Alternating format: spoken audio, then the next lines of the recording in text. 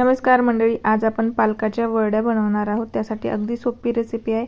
मी इथे अर्धा जुडी पालक स्वच्छ धुवून घेतले, 7 ते 8 मिरच्या आणि त्यानंतर कोथिंबीर घातली, 1 आल्याचा तुकडा घातलाय, 2 चमच इथे मी जिरं घातले आणि त्यानंतर आपल्याला इथे 2 मोठे कांदे मीडियम साइजचे आपल्याला इथे कट करून घालायचे। आता हे सर्व आपण मिक्सर मधून बारीक करून घेणार आहोत।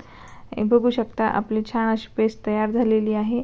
आता आपण हे एका बाउंड्यामध्ये काढून घेऊया आणि त्यामध्ये 2 चम्मच मी इथे तीळ घातलेत पांढरे आणि चवीपुरतं मीठ घातले।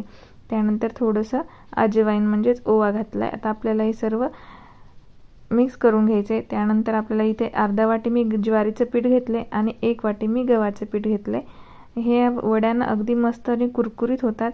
तुम्ही नक्की रेसिपी ट्राय करा। आता आपल्याला ह्याचं पोळी म्हणजे चपातीचं कणिक मळतो त्याप्रमाणे आपल्याला ह्याचं कणिक मळून घ्यायचे। खूप सैल पण नाही किंवा खूप घट्ट पण नाही, मीडियम असं आपल्याला कणिक मळून घ्यायचे। आता वरतून 1 चम्मच मी तेल घालून हे व्यवस्थित मळून घेते आणि साधारण आपल्याला हे 5 मिनिटांसाठी साइडला ठेवून द्यायचे। आता आपण ह्याला 5 मिनिटांनंतर ह्याची पुढची प्रोसेस करूया।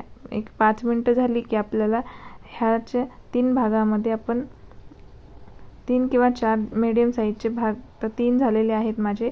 आपण 3 भागामध्ये ह्याला डिवाइड करूया आणि आपण ह्याची पातळ अशी चपाती लाटून घेणार आहोत। त्यासाठी आपल्याला थोडंसं पीठ लागेल। आपण हे बघू शकता याप्रमाणे आपण ह्याचे छान अशी मोठी आणि पातळ अशी चपाती लाटून घ्यायची। याप्रमाणे हे बघा, याप्रमाणे आपण ही चपाती लाटली की त्यावरती ना मी 2 चम्मच तेल घालणार आहे। तेल घातल्यामुळे काय होईल, ज्यावेळेस आपण ह्या वड्या बनवणार त्या अगदी लेयर बाय लेयर तयार होतील। आता हे सर्व पसरून घेऊया आणि त्यानंतर थोडंसं मी इथे तीळ घालते। तीळ घातल्यामुळे अगदी छान असे क्रिस्पी होतात आणि थोडंसं पीठ जेणेकरून त्या लेयर तयार व्हाव्या यासाठी मी पीठ घातलेलं आहे।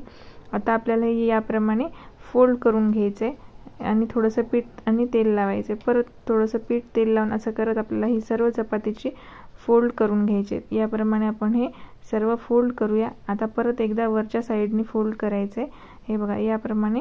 आणि आता एक छान असं चौकोनी शेप आपण ह्याला किंवा आयताकार असा शेप देऊया। हे बघा याप्रमाणे जात झाले। आपण आता हे सर्व वड्या करून घेणार आहोत। आता एका स्टीमर मध्ये मी 2 पाणी गरम करायला ठेवले आणि त्यानंतर हे उकळी आली की त्यामध्ये आपल्याला एक 20 मिनिटांसाठी स्टीम करून घ्यायचे।